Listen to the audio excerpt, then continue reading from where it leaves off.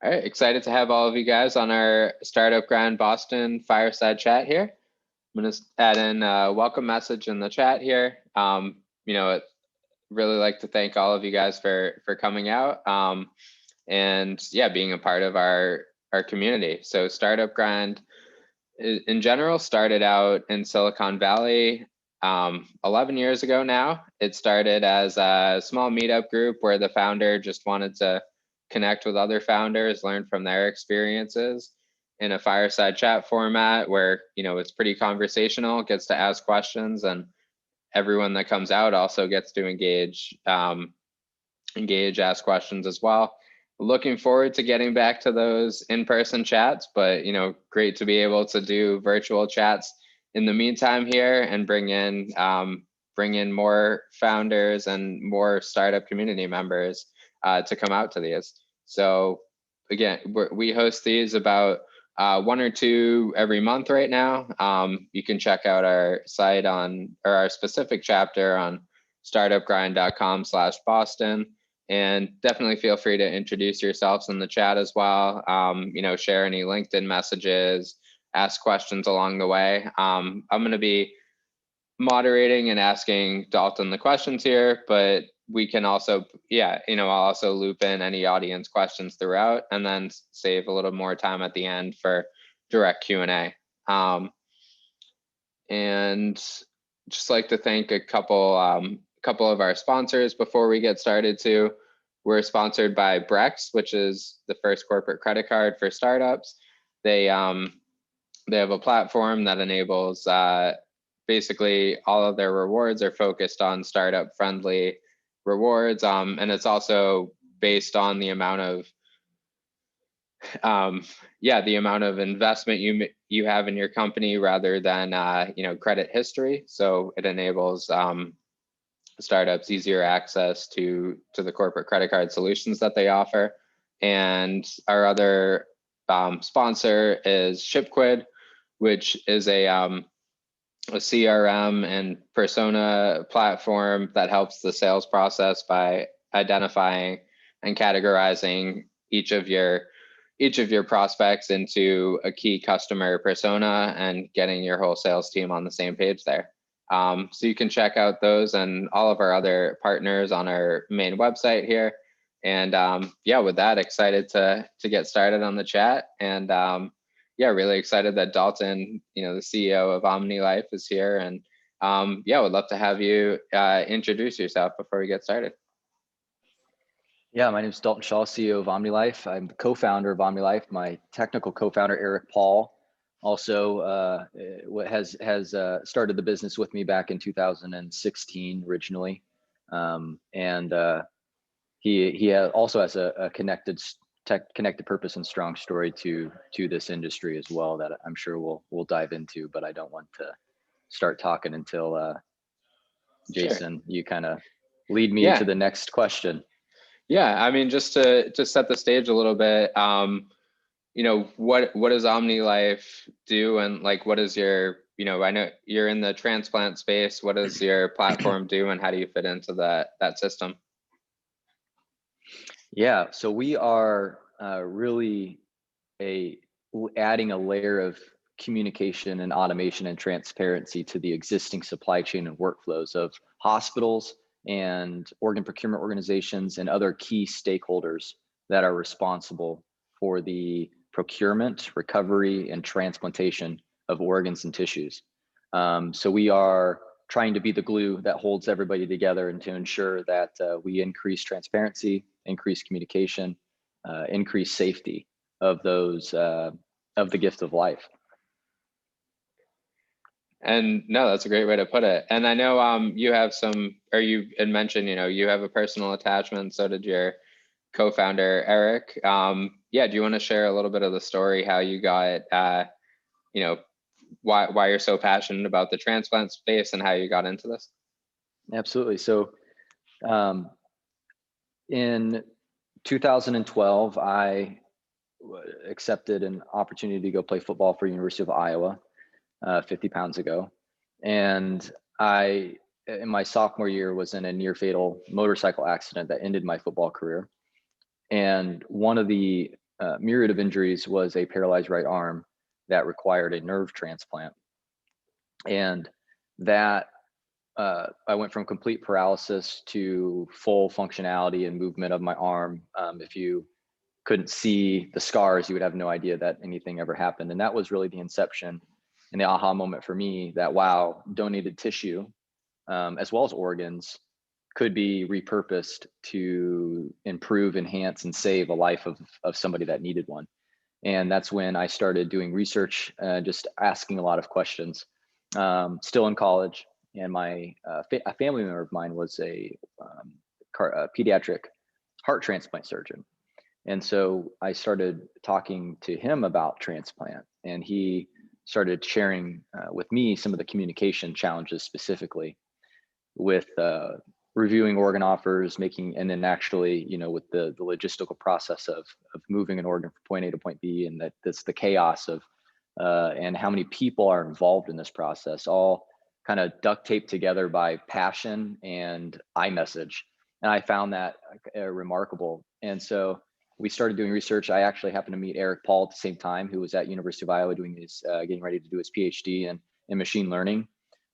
He is definitely the technical brains behind the business. And I was pitching this idea and this concept of organ transplant, as well as tissue. And he found it fascinating. He asked me if I had any technical background. I said no. And he said, I think I can help you. And so we started just taking a call with any person that would respond to our email at the hospital. And we talked to all different types of people, and made a lot of great connections. And we listened to kind of the providers and some of these early connections, and we just kept getting lucky, and the right person came along at the right time and helped us really turn it into something bigger than just us and this project at the University of Iowa. And one of the key kind of milestones there as we were doing research was we were able to pull together an NIH SBIR grant that got funded. And so between the University of Iowa at the time, who had this really great entrepreneurial program where we pulled in about $100,000 from business model competitions all across the United States, really practiced and refined our pitch. That also expanded our network to investors and other opportunities. And then around that same time, we got the NIH grant. That was really kind of the first influx of real money that allowed us to leverage our relationships at the University of Iowa and several other Iowa clinics to execute a study, which was successful. And we actually published those results in Progress in Transplantation Journal. Progress in Transplantation Journal. So, yeah. Oh, that's exciting. And then, so, people, I guess, if you're not as familiar with the transplant industry and space, most people have heard of like the organ donor list, and it might seem like you pretty much just go down and pick the next person on the list, but from our discussions, it's a lot more complicated than that. So do you want to set a little bit of the stage of how it actually works behind the scenes, and why something like the OmniLife solution is needed there? Absolutely. So if you think about big picture allo transplant, what's that mean? It means the transplant of any human tissue from one alive or deceased donor to another patient, human. In allo transplant, there's kind of cell and cellular therapies and therapeutics biotech space. There's the tissue space, bone, skin, eyes, cartilage, et cetera. And then there's organ. And an organ, there's deceased organ and living or donation. We started our business really around the problem within organ transplant, although our business now also is moving in and addressing those ancillary segments within tissue and cell. And there's a similar challenge there, but slightly different. I'll start with the organ side, because that's really what's the cornerstone of our business and how we got started. On the organ side, the donation process is really complex. And it's also very timely and urgent, which makes it a particularly interesting challenge, a problem and challenge to try to solve. When a lot of people, as you said, Jason, you check yes on your donation licenses to be a donor, but that really is just like the tip of the iceberg. If you think about what happens, if for example, I'll just go through an example. Let's say there was an individual that got in a motor vehicle accident, and they were taken to a level 1 trauma center, and at that hospital they were pronounced deceased. And let's say that was somewhere in Iowa, and this person and this donor in Iowa, there would be an organization called an organ procurement organization that's responsible for that geographic area that donor became available in, and they would go to the hospital and talk with the family and get consent. So I won't go into the details, but there is still a consent process, even if you check yes. So it's important to do other things like put it in your will, communicate that with your family, et cetera. Once the authorization or consent has been given from the family, what that organ procurement organization does is it sends trained clinicians to the hospital, wherever that loved one is, to begin to take care of that person as if they were still alive, take care of their organs, and collect all of that data and put it on a national registry, a database, which is called UNOS, United Network for Organ Sharing. It is the government contracted entity under HRSA, which is under HHS, that manages the allocation and the wait list for people that need deceased organs. So what they do is they have a maintained list of thousands of patients. And what this organ procurement organization does is it takes all the organ information and it puts it onto the UNOS database. And then what happens is there's 8 organs that you can donate. Imagine putting data on 8 organs into a system, and then the system runs it past at a very, very high level of screening, not very detailed, very high level of screening. It will spit back 8 lists of thousands of potential patients for each organ that coordinator now needs to go, who's the nurse also taking care of the donor and managing the donor in a clinical setting, also needs to now start making phone calls to each of those people on the list. So for example, let's say they get the list back, and let's say this is a 5 organ donor. And so we're going to do heart, and we're going to do left and right lung, and we're going to do left and right kidney. So they'd start with kidney. They go, okay, left kidney. And they look at the first patient on the list and say, okay, this is patient John Doe, represented by Dr. Jason Smith. So I'll call Jason Smith and I say, and this could be 4 a.m. in the morning. Usually it's in odd hours. And they say, hi, Dr. Smith, your patient John Doe has been listed primary for this kidney. Would you like to accept it? And they go back and forth in this dialogue. And this dialogue takes time. It's usually done verbally, so there's no documentation. And there's a lot of follow-on texting, which is not compliant with HIPAA requirements and not secure, also undocumented by the hospital. And so there's this back and forth discussion, and then the doctor finally, and you also have to keep in mind when that doctor goes to make that, they make an objective review of the organ on objective data that they have available on that donor, but then they still have to check with all these other, what we call environmental data points. So you've got the patient themselves. Are they around? Are they available? Are they still healthy? The last time we talked to them, it's been a while. We need to make sure that they can actually get here and survive the transplant. I need to contact their medical doctor. So on the medicine side, I'm the surgeon, and I need to contact the medical doctor. I need to contact a lot of times several other nurses and technicians that are involved in the organization and the coordination of the surgery. I need to contact OR, make sure we have an OR room available to do that. And I have to kind of think about logistics and okay, if the OR time, and by the way, this doctor that's considering all this stuff is in Boston, right? And the organ is in Iowa. So then they're thinking about, okay, if the OR time in Iowa is 1600, I need to think about can I go ahead, can I fly there, get it, bring it back, or can somebody in Iowa recover the organ if it's like a kidney and send it to me? And then when do I need to bring in the patient so that they can receive it? Because once outside of the body, there's a ticking clock on these organs. For hearts, it's as little as 4 hours. Lungs, it's 4 or 7 hours, depending on how it's perfused. Kidneys can go longer if on a perfusion pump, but it's 24 hours. And so it's very critical timing and legit. And all this is being done with people talking to each other, trying to figure it out, notepad, piece of paper. And so it's super crazy. And then that's only one organ and only one patient. So let's say the doctor in Boston says, I take a look at it, it's not going to work for us. That nurse has to then go to the next person, start the process all over again for left kidney, but there's still four other organs that she needs to do that with.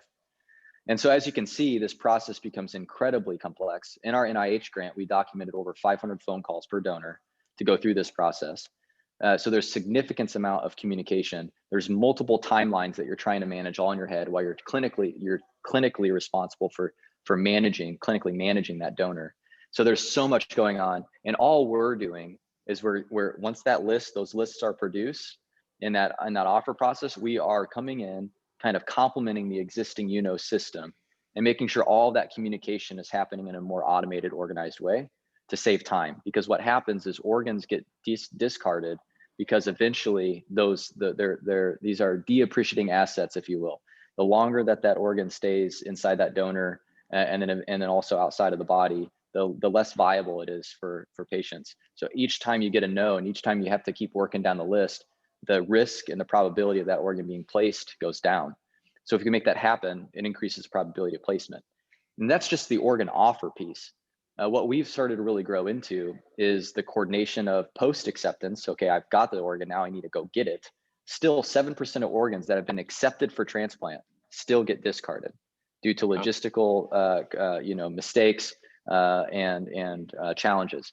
And so we really have gone upstream in that sense or get downstream, if you will, to that sense to help coordinate those things, but also have seen other areas, both within the organ procurement organization around the donor management process, as well as the hospitals to manage their patients. So it's almost like, if you think about this process, you think about all the different people that are involved in this process. OmniLife's application is growing into all these different areas, and we're realizing that we can solve communication and all these other ancillary markets. And so that's what we're doing right now, and it's kind of an exciting part and kind of virality part of this market that makes it so attractive as a beachhead for a startup. Oh, and it's a huge problem, and you're saving the more or the quicker you can manage that process, manage everything in one place, the more lives you can save. So yeah, it's definitely a great mission there. And so what did it take to get, I know you're in several different hospitals now, like what did it take to get the first group on board and ready to try out something new that can complement their existing way of working? Yeah, I think it's those it was all about relationships, forming a personal relationships with the surgeons, the coordinators, the administrators, really understanding their business. We lived at those transplant centers for the first couple of years while we were starting the business. And we would make mock-ups and take it to them and get advice and take it back and edit the mock-up, take it back. And I think what we did is we built buy-in, and they became part of our vision, right? And so it was their vision, it was our vision, not ours, product looking for a problem to solve. And I think that was really critical to get started, is you build those relationships and you get those first pilot sites. But then even trying to get the business side of the pilot done, right? You've built these great relationships, you've got this great product, but you still have to get people to buy it. And I think one of the things that really helped us there was the NIH grant. Is okay, we've got a study, right, that we can all agree on that's funded. We can agree on scope, and we can really get the clinical community engaged and bought in to this. And that was huge. Over the course of time, we've learned that, I think we've gotten at the end of the day, you can have a great product, but hospitals are financially strained a lot of times in certain, or at least they make it seem that way. And so you really have to understand what the ROI is for the hospital. And that takes time to really think that out. And I think the faster you can fail and the more cycles you can go through, in healthcare especially, it's just so different, even from hospital to hospital. And so I think you have to get really, really good. And the only way you can do this is by trying it a lot of times. And over the course of time, you start to identify trends. and get smarter about what are those common value props that we keep hearing over and over again. And, I think product market fit is something that, especially in healthcare, it's kind of tricky because you get like one or two hospitals and you're like, okay, got it. We got product market fit. Good. And then you take it to another hospital and they're like, this isn't valuable at all. Or that value proposition doesn't make sense to us because we don't operate with that model, and so it takes time. I think it takes experience. Hindsight 2020, I think we engaged with a consultant in the industry that does billing optimization for transplant centers. And they also help businesses with emerging technologies break into these centers. And we worked with them to really understand, okay, what's the best pricing? What's the best structure? How do we maximize reimbursement for our clients? Where does our cost go on their cost report? Really doing the homework for the administrator. So instead of showing up to the hospital and saying, hey, our software costs X dollars, you say, hey, our software costs X dollars, but your out-of-pocket expenses based on your data, and here's how we would bill it, and here's where it goes, and here's your actual out-of-pocket, and here's your expected ROI. And you do that work for the administrator that takes it to the CFO of the hospital or their boss. And that makes that process a lot easier when you do that work for them. But that takes sophistication that you either gather through trial and error or a consultant. In our case, we used a little bit of both. I would have engaged that consultant way sooner because I think it would have saved us a lot of people that wanted to buy our product, but we just didn't know how to communicate and close. We didn't know how to bring it home, and so that was and get a really experienced salesperson. I think the founder, I think especially founder CEOs, they should be responsible for kind of the first sales and building those relationships and network. But I think I also, and I'm still involved with the sales process to this day and always want to be. But having a really experienced salesperson is also really critical to scalability. Yeah, so a couple of things from that, I definitely want to touch on. And again, if anybody has any questions, you want to ask, feel free to submit them through the chat as well. But yeah, you mentioned a lot about the relationships and the customer feedback, finding product market fit, especially important at the early stage here. So, how has that changed, or sort of how did those initial like feedbacks and interactions change either the product vision or, the business model? Like, has it really shifted and changed along the way, or is it pretty consistent with, what you were planning originally? Both. I think the specific features of the product, some of the way that we go about selling it, the way that we present it always evolves and is completely different than how we first started. But what's the same is the vision. This idea that OmniLife is focused on bringing productivity and efficiency has not changed. The fact that OmniLife is focused on improving and enhancing communication has not changed. The idea that we are in the business of connecting the dots and bringing people together to collaborate easier and faster has not changed. So I think you learn and you get smarter the more repetitions that you go through, the more conversations in the market you have, and that's a constant adaptation process. But what I think founders have to be careful about is without, tactics are driven by strategy is driven by a really sound vision. And if you lose track of that vision by chasing all the different objects and you're constantly evolving, but you're not evolving based on guiding principles that are driven by a crystal clear vision, you're going to get lost. You're going to go too wide. You're going to lose that punch and efficiency and effectiveness of what you're trying to do. Things are going to get diluted. Not just, I don't mean that on a financial term, but I mean more of that as like things, you go too wide too soon, you get spread too thin.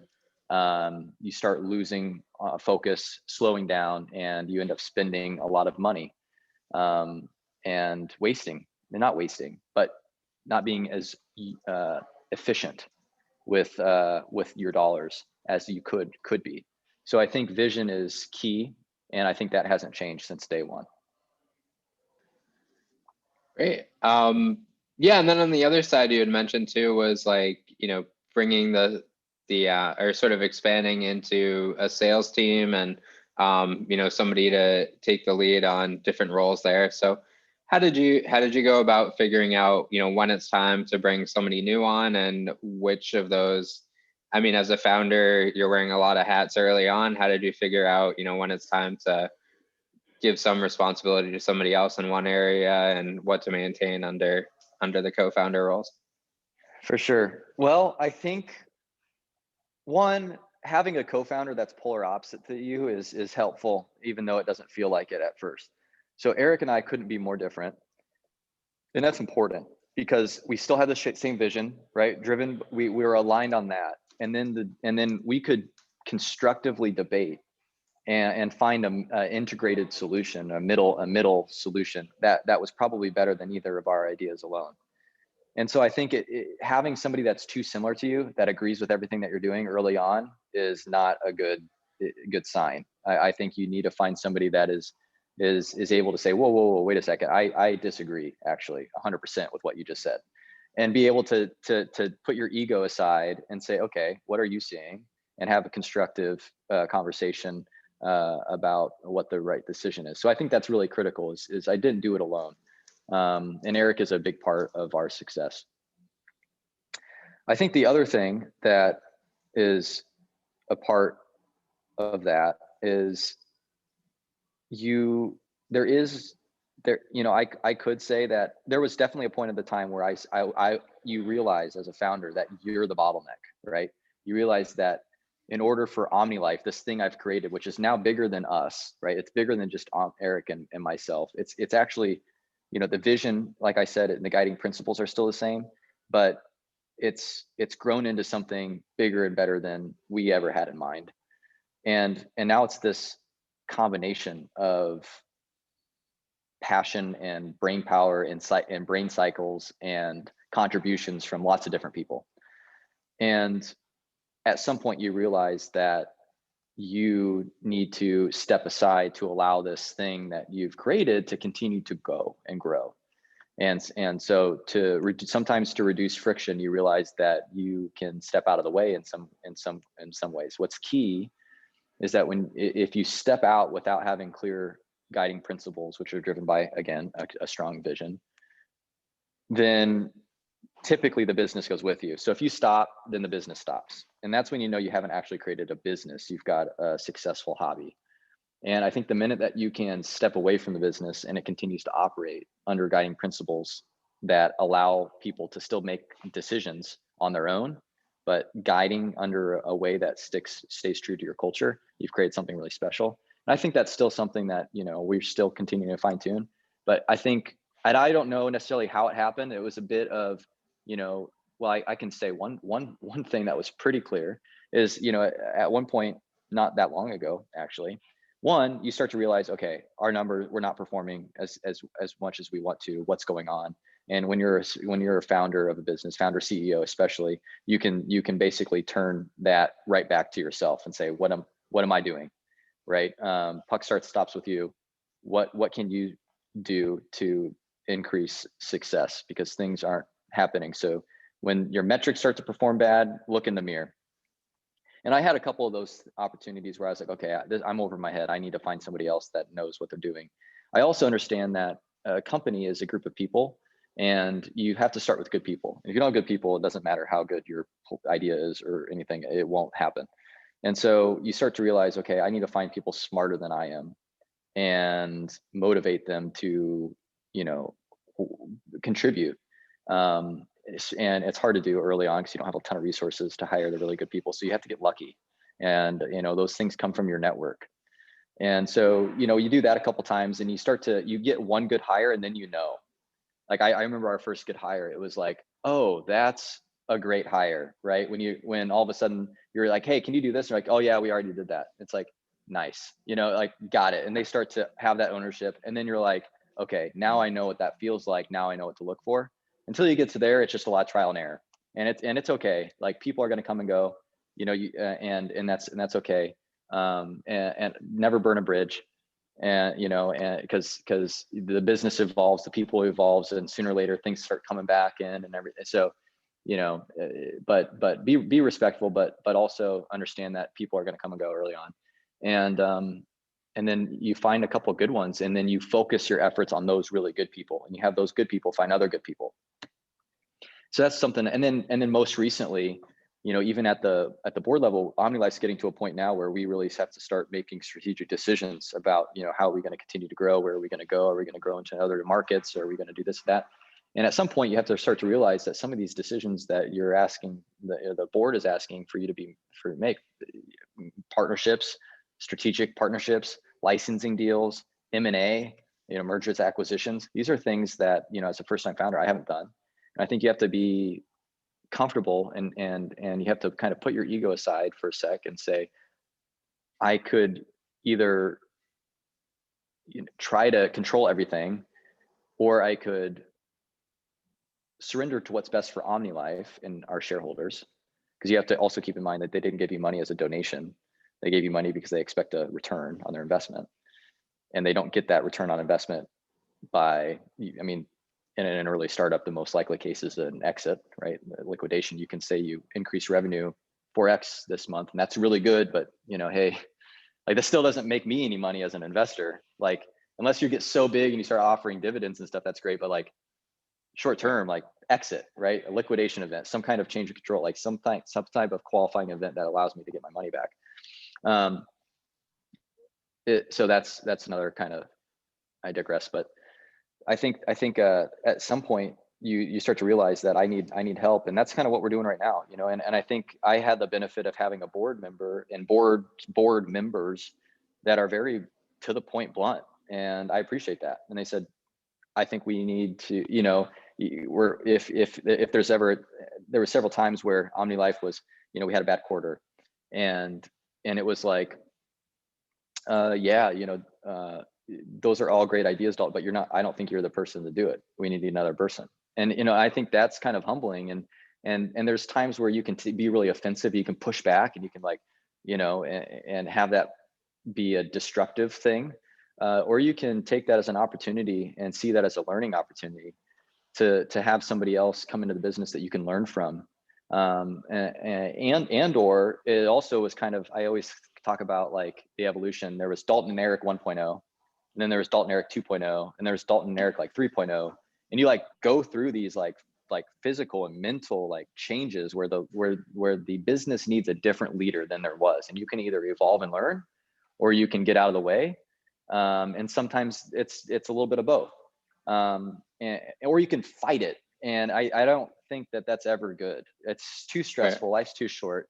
And a lot of times you're just holding back the organization from something that it knows it wants. It's bigger and better than you could have even possibly imagined. So I'll stop. Yeah, no, I really like that. Some of it's, your own personal growth as a leader of the company, and some of it's just bringing in the right people to complement it and, help the business grow from there. People are so important. And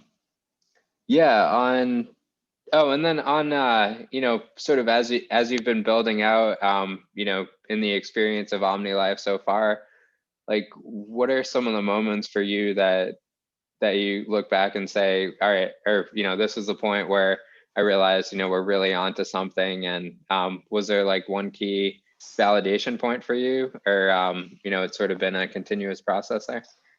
It never stops. But there are definitely moments, right? And I think this is actually important for founders too. And I learned this from somewhere. I picked it up on a podcast or a book or something. But to keep a success journal, right? To just kind of mark down those key wins, because we always remember the things that didn't work out, right? And we beat ourselves up over them. And we think about what we need to do next. If our chief goal is growth, what can we be doing to grow faster? And sometimes it's nice to just look back after, a quarter, every quarter, look back and see what you've accomplished. And I think that's helpful. It's been helpful for me. But Could you re-ask the question? Oh, the key milestones. Yeah, Yeah. I think there's some things that stick out to me, right? Those small wins that aren't overlooked. One of them was our very first investment, that first check. I can remember that. I was sweating bullets, and it's a great story. But anyway, we ended up having a meeting. We closed our first investment in on a lake at a tiki hut bar. I was in swim trunks, and I had brought a button-up shirt. We had rode jet skis in. We were meeting this investor who lived on this lake, and this was his local spot. And anyway, great story. But long story short is, they put money in, and that was kind of our first real non-family friends money, and that was something I'll remember forever. I think the first deal where you're in a hospital, and you're just kind of like trying to figure it out, and an administrator says, okay, I think we're good. Yeah, and they sign that proposal. I remember the first proposal I got signed by a hospital. That was a big deal, and I'll remember that. But it's always then the next thing, right? So I think there's these small wins, but there was never like any moment like, oh, we've got it, we've made it, we've got it figured out. Now it's go time. I mean, I think you're always learning, always evolving. Oh, I really like that. And yeah, there's some comments in the chat about, that they like your success journal idea as well. Also have a question from Joseph, more on the product side. Basically, so what happens in the process if, if you go through the system and then you realize like one of the patients isn't, well enough for surgery? What's the next steps on sort of where your system comes into play and finds the best fit there? Yeah, so we do. I want to be really clear that we don't determine who gets what organ, right? We don't interface or interject in any way to the allocation system. So that's totally done outside of our system. We are just, okay, once the match has been made, how do we help make that happen or execute on it? Or sometimes we help facilitate the information sharing that it goes along to making decisions around what's best, but we don't interject with the allocation system at all. So to answer in short, with what happens if a patient, comes in as and then something happens where the organ on the recovery side isn't the right fit, or they get to it and they do a visual of the anatomy, and they realize that something's not right about the organ, or it gets lost in travel, which doesn't happen very much but does happen, or whatever, they get the patient, and the patient is having complexities during the surgery in terms of getting prepared for the transplant, and they have to call it off. There's a lot of things that could happen. I think we do have in our application this real time. It's part of our directory module, where real time you can reach out to anybody that you need to in the organization, in the industry, connect with them and message them real time. So I think the allocation system already kind of has a baked in kind of last minute, hey, we have to place this organ somewhere, who needs it, and you can bypass other people on the list to make sure that the person closest to the organ gets it. And there's like rules about that and a whole thing. We can help facilitate in the sense that we help people communicate around that. We do have partnerships with some research. So like if you're and for whatever reason, let's say that the people coming to recover the liver don't take the liver, but now you've got this non-transplantable liver, or you don't find anybody that wants it, you can actually donate that liver to researchers that want that tissue, because they pull mesenchymal cells out of it for therapeutics, and those are a lot of very competitive resources. We have like a quick donate to research. So we have researchers on the platform that if there's an OR decline and they want to get to place that organ somewhere, you have the ability to connect and send that information. But we don't do anything on the patient side. Okay. Yeah, and then I know recently, or relatively recently, your company transitioned to a benefits corporation. Yeah, can you talk a little bit about what that means, and yeah, basically, what that route looks like? Yeah, benefit corp is really cool. It's typically more common with consumer products. I think that's definitely the most common. We were one of the few health care companies in it, and one of the very few health startup companies in there.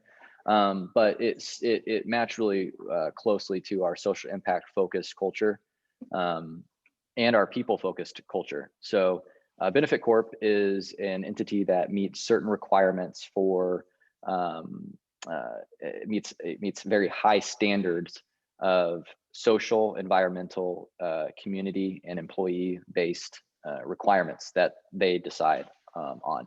And so you go through you apply, and then if you make it through the application process, you go through probably a 4 to 5 month due diligence process, full audit of financials, full audit of your whole HR system. I mean, it is an in-depth audit of everything, your bylaws, your corporation documents, and what they're looking for is, does this company operate by the high standards of environmental, cultural, employee health, or benefits?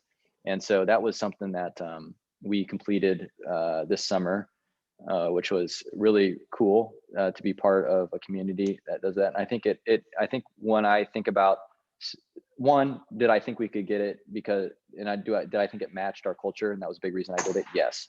But selfishly, the other reasons I did it is who it helps with talent, and it helps with investors, and it helps with customers even. I mean, we sell to nonprofits, and we're not a nonprofit, but if we're a for-profit, that's a benefit corp.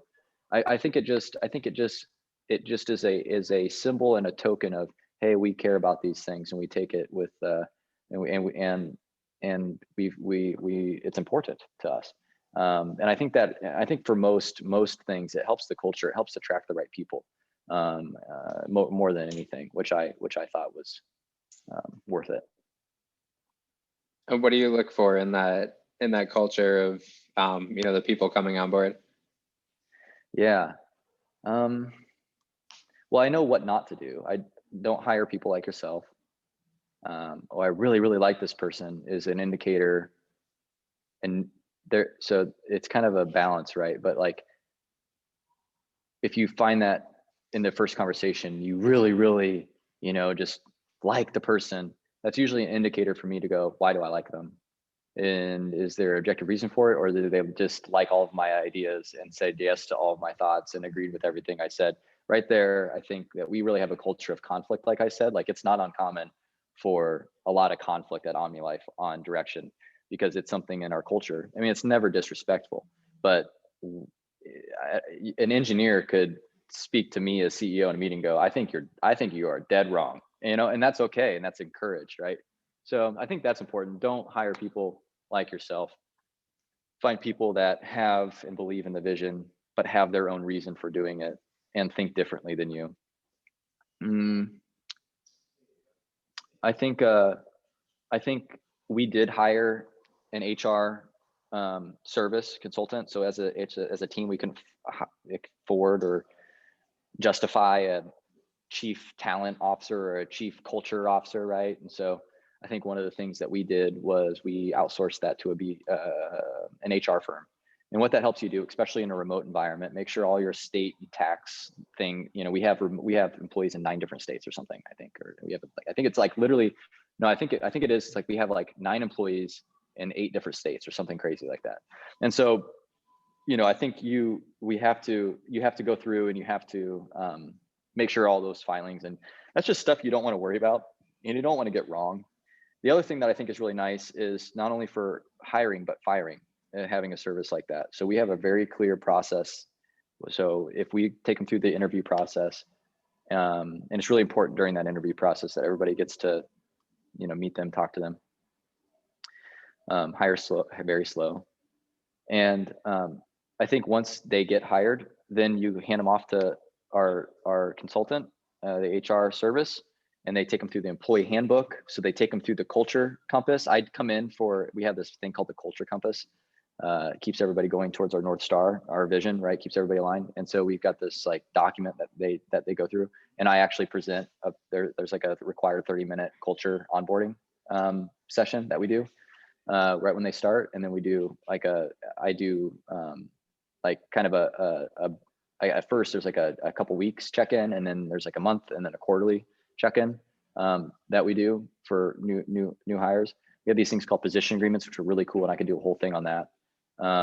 But anyway, that hiring process is really important, and having somebody that takes them through the employee handbook, takes them through all the documentation that they need to sign, all the non-disclosures, non-competes, non-solicitations, all the benefits. We offer a simple benefits plan, and so getting them all enrolled on benefits and is there to help them get onboarded efficiently and smoothly, so we don't have to deal with that. It's great, and it's even better for termination. So if there's a termination, there is always, I never suggest that you just have somebody else fire somebody for you, especially a third-party contractor. Well, every single termination I've done either face-to-face or over a video call, or phone call if that's least ideal, but we do that sometimes.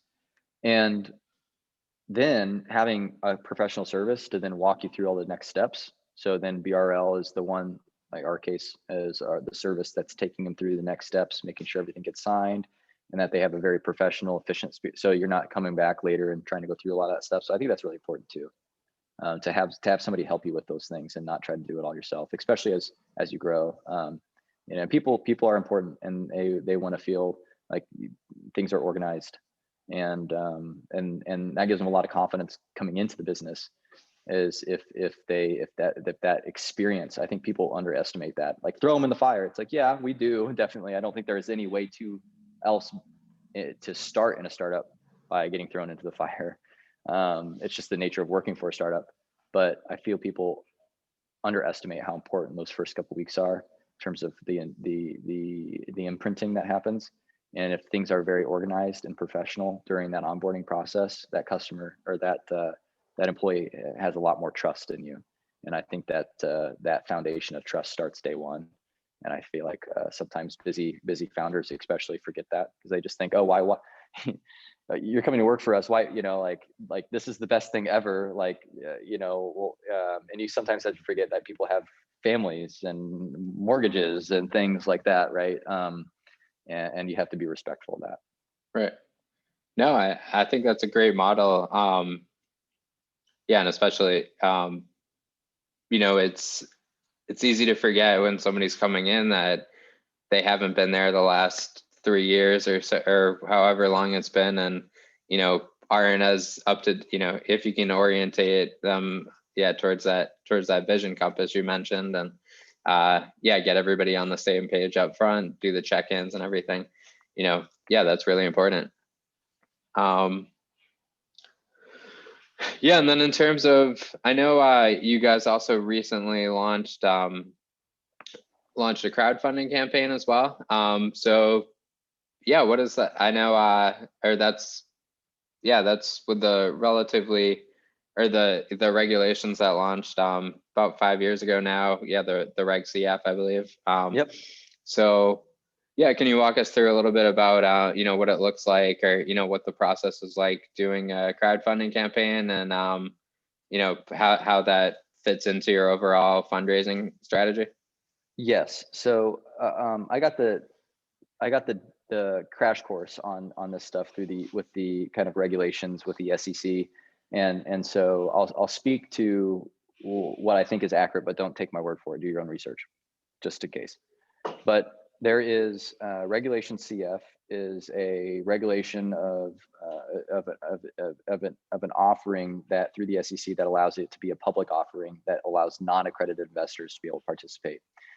Now, the thing that we did that I think is something that I think all startups should consider is that our prior raises, we had raised before we launched our Reg CF crowdfunding thing that we're doing right now. We've raised we've brought in $5 million to date. Half of that has been through private investment through investors and angels. The other half has been through non-dilutive grants.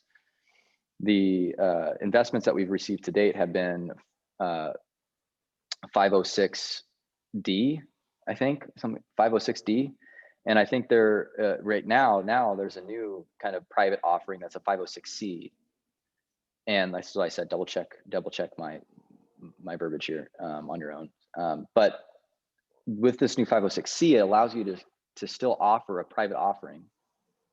However, it is a modification of that private offering that allows you to offer a crowdfunding raise at the same time.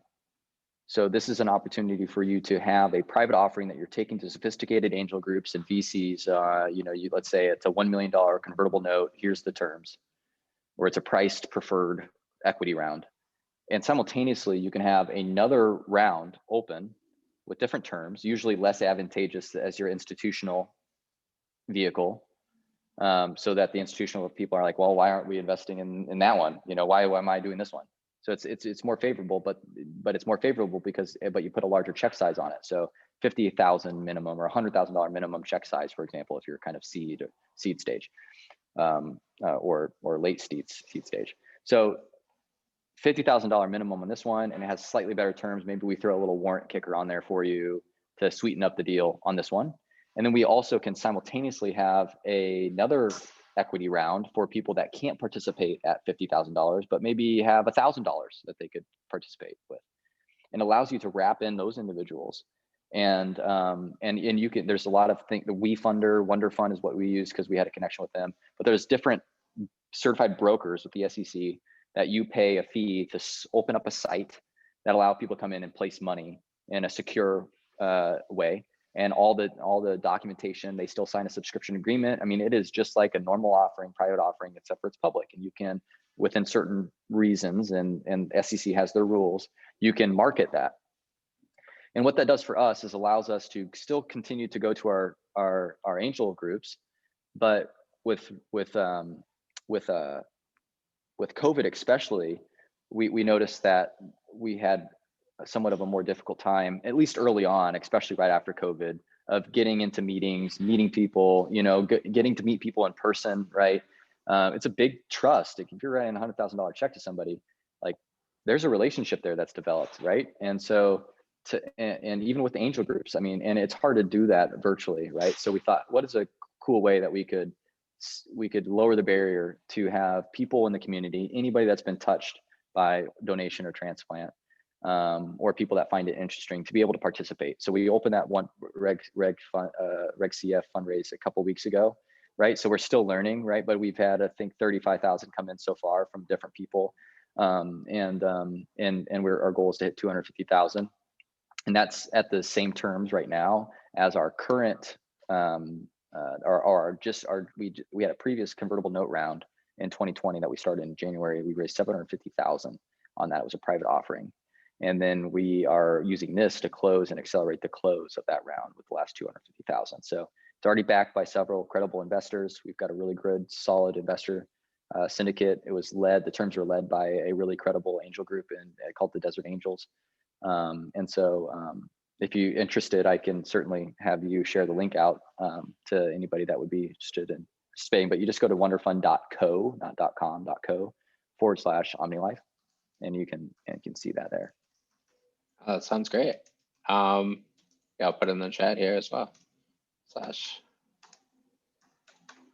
And yeah, I guess in the in the last few minutes here as well, basically a lot of our community, either live on here or that's going to be watching on the Startup Grind YouTube channel as well, are also founders and entrepreneurs themselves, maybe at the early stages of their business. So what tips do you have for, I don't want to keep it like super broad and just, but, as somebody, I guess, thinking back on where you started and what you did in the early stages, is there anything either, you're really happy you did well, or anything you would have done differently that you'd recommend other entrepreneurs, definitely do when they're starting and launching their own businesses?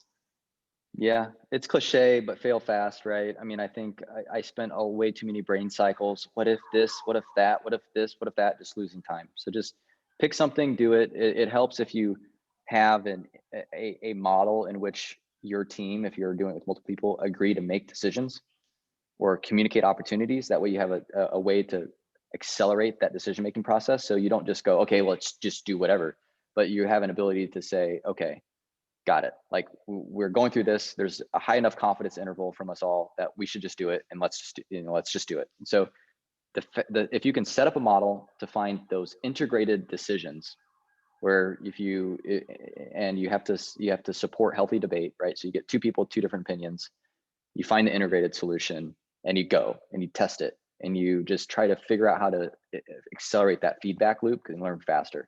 So I think learn faster, and people say fail faster, but I think it's just run tests, run small, low risk tests that would give you feedback quickly, and be humble and always be curious.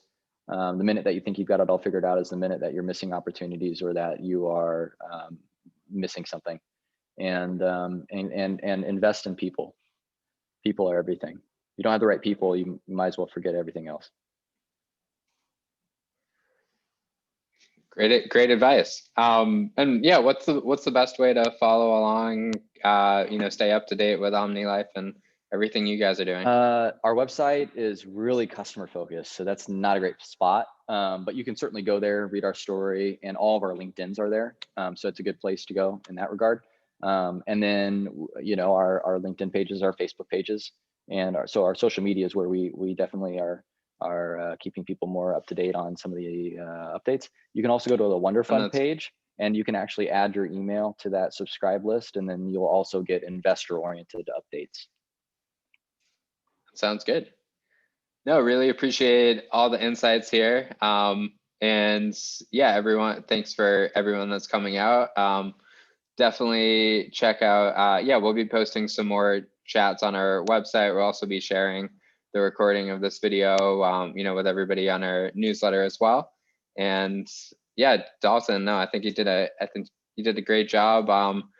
Really excited that we got to do this chat here, and excited to see this, the momentum continue to help save more lives. Awesome. Thanks, Jason, for the opportunity. I appreciate it, everyone.